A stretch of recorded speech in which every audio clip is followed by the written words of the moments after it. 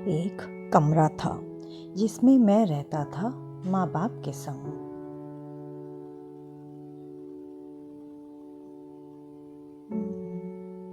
घर बड़ा था, इसलिए इस कमी को पूरा करने के लिए मेहमान बुला लेते थे हम।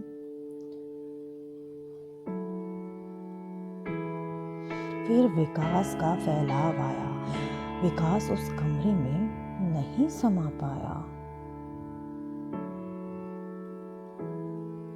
जो चादर पूरे परिवार के लिए बड़ी पड़ती थी, उस चादर से बड़े हो गए हमारे हर एक के पांव।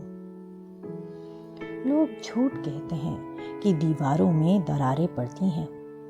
हकीकत यह है कि जब दरारें पड़ती हैं तब दीवारें बनती हैं। पहले मैं माँ बाप के साथ रहता था, अब माँ बाप मेरे साथ रहते हैं।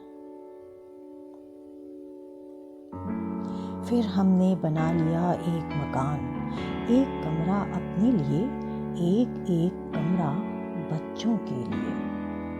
एक वो छोटा सा ड्राइंग रूम उन लोगों के लिए जो मेरे आगे हाथ जोड़ते हैं। एक वो अंदर बड़ा सा ड्राइंग रूम उन लोगों के लिए जिनके आगे मैं हाथ जोड़ता हूँ। पहले मैं फुसफुसाता था तो घर के लोग जाग जाते थे। मैं करवट भी बदलता था तो घर के लोग सो नहीं पाते थे। और अब जिन दरारों की वजह से दीवारें बनी थीं, उन दीवारों में भी दरारें पड़ गई हैं। अब मैं चीखता हूँ तो बगल के कमरे से ठहाके की आवाज सुनाई देती है